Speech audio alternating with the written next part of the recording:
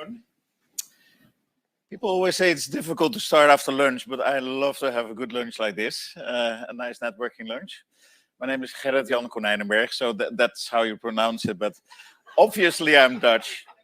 And indeed, in the late 80s, I was jumping with your Eddie Edwards, so Eddie the Eagle, so yeah. But that is all history, and but also therefore I was a bit late with my studies, and which I took in marketing. But later on, indeed, I did some INSEAD stuff and got a little bit smarter and worked my way from a small company dealing with content distribution, being one of the first MEF non-UK based members in that time, 3G Media Consult, and then grew into bigger roles later at Vodafone, today at Telenor. So this is all about us and all about making a change. Yeah. So and I would like to ask you, just whilst listening to the great presentation we'll have also here from Swisscom, just to take some notes for yourself. Do you think, okay, lean back, think back, and what did I do over the last year for myself or for my family or my grandchildren maybe? What did I do for the world? So we'll think about ourselves and our careers, but now we have to make a change. There's a clear call for action by the United Nations. And we, as a telecom sector, are regretfully not delivering what we should. Believe it or not, we as a telco industry are polluting almost more than the whole airline industry together, worldwide. Yeah, so that is a lot. That you can measure in percentage points. That's how we are polluting. And it's very strange. We are sometimes called the big elephant in the room.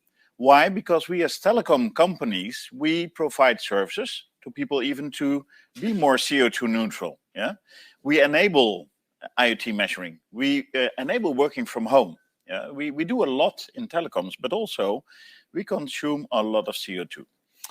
So this session will deal with that topic, and it is maybe a bit strange. You think, why in an omni-channel event like this, why are we talking about nature? Why are we talking about CO2 reductions? And first, it's very simple. MEF, as it has been from the beginning, is dealing with the whole value chain from small to big companies. Now, the bigger companies like Vodafone, and you'll see Swisscom, and we have Orange here as well, I think, well, at least this morning, they have fantastic programs in place. Yeah, they get their act together. Why? Because they're forced by the ESG reportings, by the shareholders, by maybe action groups. Yeah, they are working on CO2 reductions and they have plans. But also here in the room, we have also smaller companies. Yeah, and for smaller companies, it's sometimes a little bit more difficult to get our act together. And why is that? Because maybe you don't have the knowledge in the house, you don't have the time, you're challenged by the budget, and maybe you don't have a framework. Yeah. So what we try to do now with this series of this kind of topics since summer, we started in Amsterdam. This is the third session. We are creating a path, a way, and trying to give you a framework in the end, how you can implement this for your own organization. So my question in the end of this session would be, okay, what did you do for yourself, for the greater good, but also what did you start to do with your company? And maybe there are some key learnings or quick wins which you can share with us hereafter. Yeah. So that is a quick introduction. We'll be back with more sessions. And also in Barcelona, we have a part of this beautiful castle and we'll focus there on sustainability. Welcome back. Yeah. I will start with this chap, and I think many of you might remember him as being vice president of USA, Al Gore. Al Gore, he launched a beautiful movie. It's almost more than a decade ago, The Inconvenient Truth, if you remember that one. And we had a webinar with him. It was an INSEAD webinar during the last COP in Egypt, where he launched climatetrace.org. It's quite interesting. If you go there, on mobile it's very difficult because it's a very heavy application, but you'll see the world and you can select the sectors, you can select countries, you can select factories. The emissions are all there. Yeah. the millions of CO2 emissions which you put on air every day. Yeah. So that is what Al Gore launched there at the stage. There are more than 70,000 measuring points in there. It's massively mind-blogging. Just take the time for yourself and look at it. But what Al Gore said, and that was once asked by one of the participants, he said, well, can you give us an advice what to do? And he said, well, just get going. Just get going. Don't be afraid to make mistakes. Better 80% right and not 100% than doing nothing. So that is the call for action which came from him. And I think it was very nice to share it here. But and how to implement it, it's very simple. Just measure your output. Yeah. And you can even measure your own personal output. You can set your own targets to reduce, ideally towards 2030, that we halve the emissions. But clearly create a plan for yourself and your company and then start implementing. Now, about measuring, we had different sessions and setting targets and how to do that. But very often I now got the question about the implementation. How do I implement this? And therefore, I'm very happy that we have Swisscom joining us to show what they did. But it's quite interesting that if you measure, and this was done by the United Nations, the larger company CEOs will ask, okay, is this on your agenda? And believe it or not, yes, it's almost all of them have it on the agenda. But only half of them can deliver to the plans. So also the big companies are struggling. Yeah. But what is important now for us, I think for all of us, that we anchor, let's say, the activities within our organization. And there are different ways to do that. But also then make clear that you have the operational alignment with product development, for example, which we'll see an example from, but also with the different external stakeholders. Because you also want to communicate what you do. Not exaggerate the communication, we call it greenwashing, that's not the idea, but to be realistic. What are you doing? What do you want to achieve? And how do you achieve it? How are you delivering on your goals? So that is all about the governance. And yesterday with one of our fellow members, we had a discussion on this governance, because he was tasked by the CEO to work on this, make a program for the company. But then I said to this person, who is not in the room regretfully, I said, well, it's a bit pity, because it seems you are like the Don Quixote. You're fighting windmills alone. That's not the idea. Yeah. The idea is that you create a board. Yeah. That at least when you're maybe leaving the company, that you're still functioning as a company. What we see today is that in the large boards of organization, and this is a study from the Boston Consultancy Group together with INSEAD, we see that there are different ways how you can embed the whole, let's say, call to action, the whole route to 2030 in your organization in different ways. On the left, you see that you can have it fully integrated in your board, meaning that, so not the execution board, not the board of directors, the board of directors, so that you have in your board multiple people working on the topic. So that is done by 31% of the organizations. On the other side, totally on the right, you see that sometimes it's not embedded at all. And that was the case with our fellow member yesterday, that the board is not really that engaged. And that is a problem, because if you're going to execute on your plan, you will need budget. As an example, you might need personal resources. You need maybe development in your company. So therefore, you need to anchor it in your organization. I, in my role here with MEF, am this kind of the board champion. So that's 15% of the companies, if we would compare us to a company. But ideally, when you choose from how you go forward in your organization, you can move from one model to the other. You can start with a champion, somebody who loves to take this topic, and then grow it into a committee, and then have like a growth flow within your organization that ideally everybody is then adhering to the goals and the topics which you address on your agenda. So that is a very quick and high-level introduction on how to implement. So there are different ways to implement. But I think it's also nice to go to an example now by Swisscom about climate neutral roaming. And I'm very happy that by train, these colorful gentlemen took the opportunity to join us. We have two senior managers wholesale roaming, so they have the same title, which is great. Almost the same sweaters, but John and Jorge, please join us for your presentation. This is very interesting.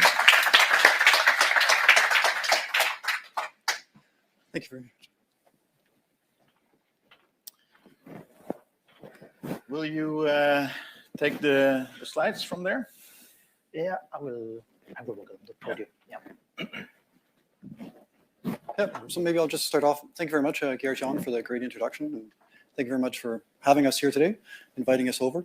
We're going to talk primarily, Jorge and I are both in the roaming space. So we work with roaming. We work for Swisscom and MNO in Switzerland, negotiating roaming around the world, et cetera, and working with other operators. And our presentation is primarily focused on what we've done in the roaming space, but it's just kind of a slice of the pie of what's happened inside of Swisscom and the whole company. And what we're going to talk about today in roaming is pretty much can be directly one-to-one taken over in voice or in messaging, other industries also in the mobile space. So good afternoon, and thank you for attending our presentation on climate neutral roaming initiative. And let's dig directly into the topic.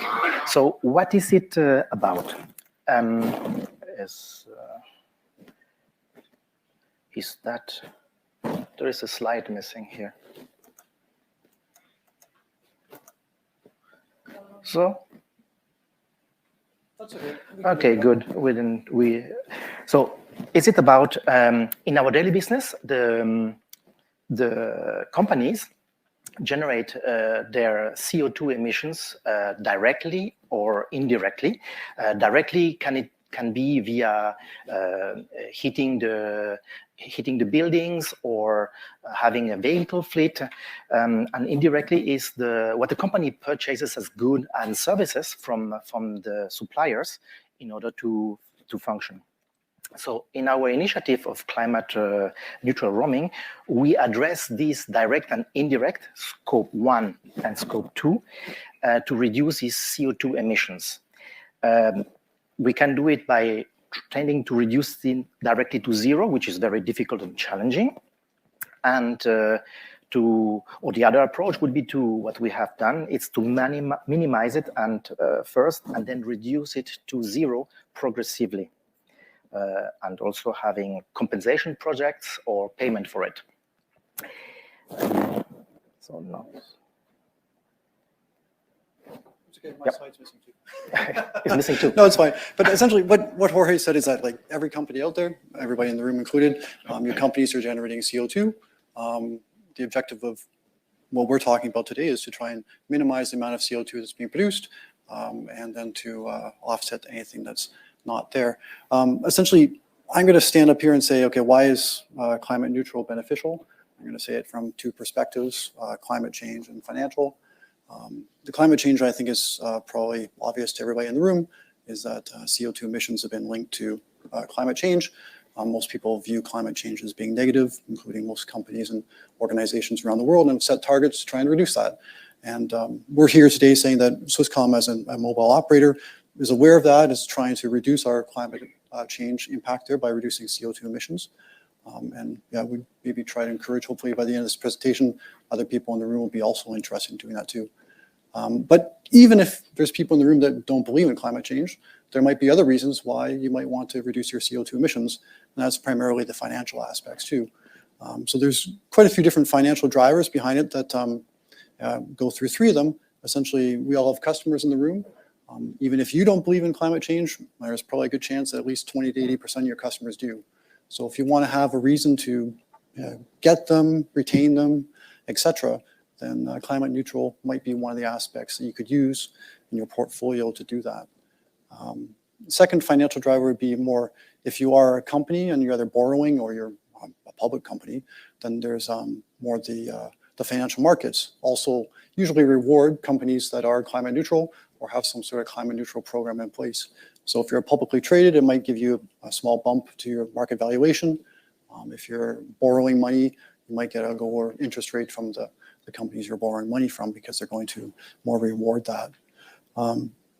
There's the third reason too is that there's a lot of companies out there that aren't monopolists, so probably almost everybody in this room. When I'm talking in a mobile setting, there actually still are a few monopolists, but in this room, there's probably no monopolists. So nobody in this room here has a guarantee they're going to win a certain market share. So if you want to maintain your market share, grow your market share, etc., then perhaps a climate neutral approach might be the one thing that sets you apart from your competitors. So do it first before your competitors do. Do it first before your politicians tell you have to, or your regulators tell you that you have to do it. So finally, we are going to match what we're saying on the slides, first slide that is here. So what was or is currently the Swisscom approach on the topic? Today, inbound roaming, meaning all customers who come from abroad to our network in Switzerland, are already roaming 100% climate neutral, as a matter of fact. And for outbound roaming, for our customers abroad, we are only partially, because we are already working with partners who are climate neutral. And as more partners are becoming part of this, we're gonna decrease our climate CO2 emissions. And we were going to compensate the CO2 emissions by from other networks by compensating projects. And Swisscom is basically interested into building a community of similar-minded and a community of climate-neutral roaming partners, and want to do the same also with climate-neutral suppliers. Yeah. So, Jorge, we've gone through now essentially what is climate neutral, why is it beneficial, and what the Swisscom approach has been so far. And I'm hoping that there's at least a few other people in the room that are also interested in going this direction. And if you are doing that, and like Gerrit said at the very beginning, big companies have started, as smaller companies are just kicking off. What's the next step? So like any project you might start on, it's pretty simple. There's essentially 4 basic steps. First point is always understand where you are. So where is your company today? Is somebody always started on this work? What are your largest sources of CO2 emissions? Once you've done that groundwork, then start working on step 2, the things you can reduce yourselves. Focus on what you inside your company can first achieve. That's the quick wins. Step 3, start working with your suppliers and your customers, your upstream suppliers, your downstream customers, to work on the CO2 emissions in that part of the value chain too. And then at the very end, once you've reduced everything to the maximum, then make the next step and decide, am I going to compensate what's remaining? And if yes, then am I going to compensate with carbon offsets? Or am I going to invest in specific carbon capture programs, et cetera, et cetera? But just like Gerrit said at the very beginning, like key thing is to start somewhere. And step 1, if you haven't already started, it's a pretty simple first step, and try and understand the size of the problem within your own company. Yeah, so it's important to first identify the categories of CO2 emissions. As John mentioned it already, Scope 1 are the direct emissions that you can manage by yourself. Scope 2 are the indirect ones, and the Scope 3 are the indirect, but who are part of your value chain. And the part where you can start the easiest is with Scope 1 and 2, because you can influence them directly. Like, for example, reducing your vehicle fleet, or reduce the heating in the buildings, like you guys have done perfectly in this room. And also in Scope 3 will be the gradual and more time-taking, because it requires the cooperation with all your suppliers. Yep, so picking up where Jorge left off, like a little bit more detail about Scope 1 emissions. They're the simplest and the fastest ones to tackle. There's essentially 2 major sources of Scope 1 CO2 emissions. In most companies, it's going to be the vehicle fleet that you have, because most of them are by gasoline and diesel, etc. So easy steps to take are reduce the size of your vehicle fleet, drive your cars less frequently, make them more fuel efficient, make them smaller, etc. So you're not driving around all this empty space and empty weight, etc. Long term, within whatever time period your company wants to set, is long term you want to convert your vehicle fleet from fossil fuel-based fuels to more electric, and electric powered by renewable energy. So for example, Swisscom's goal is by 2030, all of our gas vehicles will be replaced by electric vehicles. And that's kind of in our long-term plan. The other easy part of scope 1 is if you own your own buildings or you own your own data centers, etc., is to reduce the heating and cooling needs inside of them by different means. So you can try and insulate them or move heat from where it's generated to actually where it might be used, or to replace the heating systems with more efficient methods, be it geothermal or other methods available there. So, and for scope 2, it would be, yes, now we have the right slide. For scope 2, it will be first to improve the network energy efficiency as a major step towards climate neutral. And for example, in the 4 years before COVID hit us all, Swisscom managed to increase by 45% its energy efficiency. And in the current decade, until 2030, we plan to reduce even by 20% more. That despite we have experiencing rapidly huge increase of data volumes generated by our customers. And this has been possible with initiatives like the removal of all network platforms. This is not a small thing. We removed the 2G and in future the 3G. We removed 2G in January 2021. We plan to do so in 2025 for the 3G platform. And this matter just that you can crisp what it means is if you send 1 gigabyte using the 3G network, it consumes 30 times more energy, 30 times more energy than if you send the same gigabyte via a 5G network. So you can see what the potential are there for energy savings for your company, for example. We increasingly also push the usage of 4G and 5G sleep mode to spare some energy. Also use the latest and efficiency energy saving software for the mobile network. And of course, the replacement of inefficient cooling devices for the mobile stations. And we have quite a lot of them in Switzerland. We also increase, we can give an advice to increase the share of electricity generated by renewable resources like water, solar, wind, but also biomass. We don't talk so much about biomass. And Swisscom has eliminated the remaining scope 2 emissions by using electricity from only these renewables, and even produces 1% of all its energy it consumes by having put solar panels on all our buildings. Yep, following up on Jorge, so we've gone through scope 1, we've gone through scope 2, which are the easy steps, and scope 3 being the much more difficult one. Scope 3 has kind of an upstream component and a downstream component. So you're the people that are supplying your devices, or supplying things behind your service, and then your actual customers that are using it downstream. Within Swisscom, we've tackled the easy things first, which is the product design and manufacturing. So as a telco, yes, we sell devices, we sell TV set-top boxes, etc. And we've taken the steps over the last few years to, in the design of those, to minimize the amount of energy being used, and in the manufacturing process, so their devices are smaller and more compact, etc.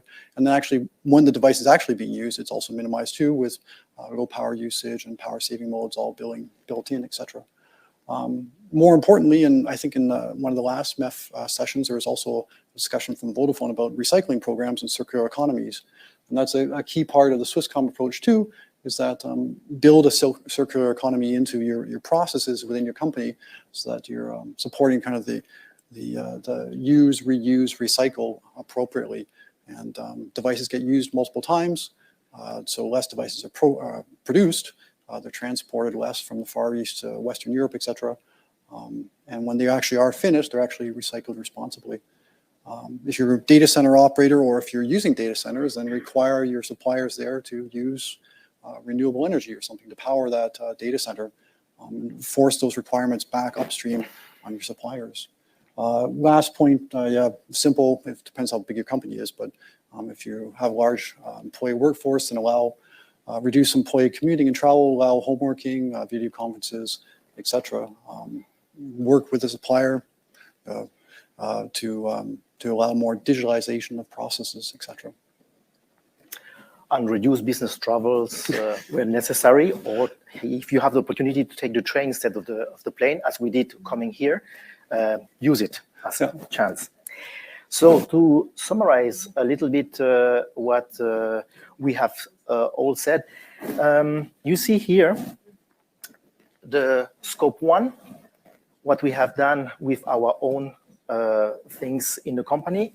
Here, the scope 2, what are the heating, for example, and the purchased electricity. This has been achieved in 2020 by our company.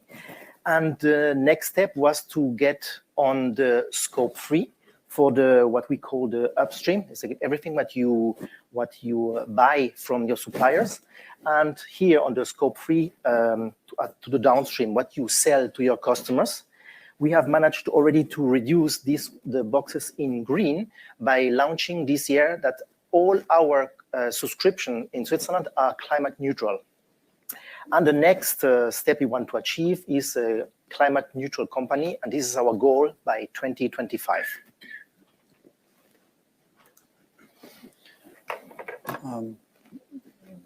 I'm not going to go through this slide. So I actually put it up there just so there's links. If you want more information afterwards, you can find it. The key things are, if you want to know about how Swisscom's done it, there's a few links there. Have probably a 30-page report on climate responsibility, social responsibility, et cetera. As part of, we're a publicly traded company, so it's all there. In the middle, there's 3 organizations listed that are really active in this area. The Carbon Disclosure Project, Science-Based Target Initiatives, and the Joint Audit Committee, or Joint Audit Cooperation. Again, no more details than that, but if you're interested in the topic, go to those websites. They have like tons and tons of information that'll give you all the information you want to know, much more detail than what Jorge and I are giving you in a quick 10-minute presentation. If you're interested in becoming certified, there's different ISO certifications you could actually do too. And at the very bottom, there's a few consultants that, for example, Swisscom used in the past as we were kind of going on our journey from nowhere to where we are now. The most important point I'm going to say is not actually written on the slide, is that you see Jorge and me standing up here, 2 guys from Swisscom, an operator that most people in the room probably never heard of. So we come from Switzerland, that's fine. But the one thing I want to say is that we're actually not here, we're not doing this journey by ourselves. There's lots of other operators around the world that are actually doing it too. So probably some in your home markets. So for example, I definitely know that KPN, Telia, Tele2, the Belgicom group, Proximus, are all at the same stage as us. They're already there now. And if you look farther into the future, and you actually look at the websites of most of the large telcos, primarily in Europe at the moment, they're all going in this direction. So it's not just Swisscom doing this. Like if you go to the Deutsche Telekom website or the Vodafone websites, their journey has started. They're maybe 1 year away from being where we are now. And they're all going in this direction of being climate neutral first in their scope 1 and 2 own operations. And then they have a larger goal of also being net zero by about 2040. But that's the last point on here is like, it's not just us standing here. There's a lot of other organizations doing the same thing. And the reason we're here, and that I hope that Gerrit Jan invited us, is that we're not here like kind of as missionaries or trying to convert you or something. It's more just spreading the word that it is possible. And we really like when we leave the room that a few other people have been given the idea and seeds planted to go ahead in the future. And leaving it also with Jorge and me saying like, if you have questions, you're welcome to contact us anytime. So then, as closing remarks, I simply can say that climate neutral roaming is both beneficial and is possible today, and that we are encouraging other partners to move towards this initiative and becoming carbon CO2 neutral emission free. And we are always interested to build up a community with partners having and sharing the same goals. Thank you very much. Thank you very much. So please proceed it for a moment. I think this is really inspiring. It shows what we can do. And I think, like John said, resonates a lot that if you do well in your ESG ratings, and some of us went maybe recently to the stock market, like CM, Telecom, if you do well in your ratings, then up to 10% more value of your company. It's amazing. Yeah, so that you can earn your salary back easily. Another point, I think you mentioned this, this is not about trying to evangelize. No, this is just that you also can take it very positively. And I think we should challenge ourselves as an industry not to be CO2 neutral, no, to see what can we do, what applications can we make tomorrow, mobile applications, can be anything, multi-messaging applications, which can help companies in the transition. So that is something I wanted to share as well. Now, open up for questions. We started a bit late, so we have just a few minutes. Yeah, we have James Williams. Hello, everyone. It's more a comment and some facts I actually learned yesterday. So I don't know much on the topic, but a little bit of knowledge is very dangerous. And I just learned something yesterday. So the fact is, it was on Dario's presentation at our annual general meeting that telecoms as a whole creates twice the emissions that the whole global airline industry does. That's the first thing. That's a fact. The second thing I learned yesterday, and that was a real eye-opener. Now, 90% of the data you all create, we all create, is absolutely pointless. In fact, it can't actually be used. It can't actually be used for anything positive. So it's classed as what's called dark data. So 90% of the data in the world is called dark data. And let's talk about emails. So in the creation of an average book, apparently it's 3 grams of CO2. But can anyone here tell me the average email that is sent? How much CO2 is used in one email? Just one. Any ideas? Any guesses? If a book is 3, how much is an email? Come on, please. Pardon? So Ramon, 1. 5. Okay, I'll shorten it up now because I need to get to my panel. The answer is 4.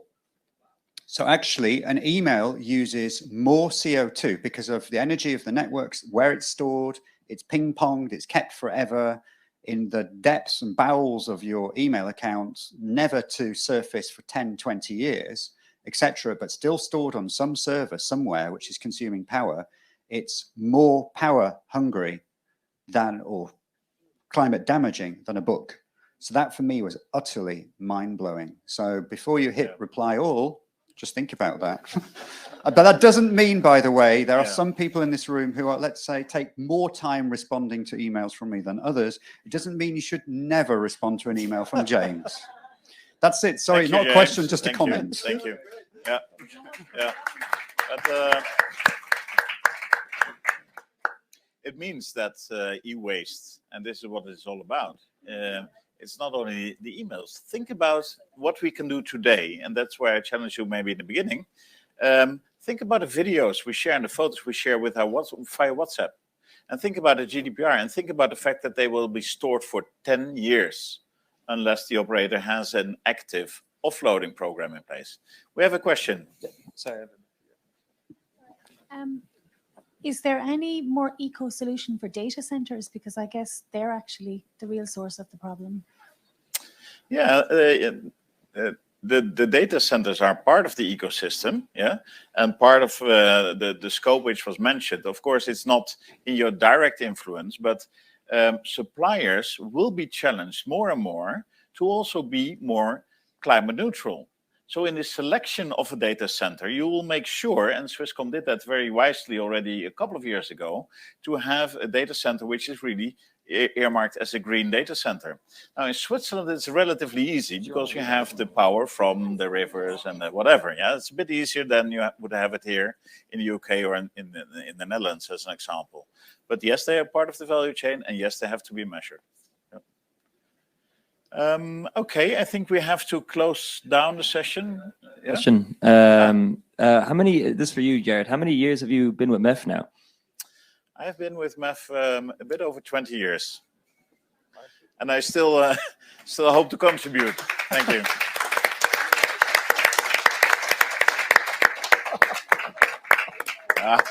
Oh, that is so nice. Thank you. Wow. Thank you so much. That makes me the cranky old uncle, I guess. Despite that says 20 happy MEF years. So it's Gerrit. It's Thank a you great very much. establishment. And 20 active years, because look at the ideas, look at what you've been doing throughout your careers. Thank you very much. You're welcome. Now, the key question is who's going to eat the cake now? The But coffee this is your break, choice. yes. This is it. Now, here Punching starts. You know where to go if you have questions on or the cake and or the green technologies out there. Thanks very much, Gerrit. And thank you. Thank you.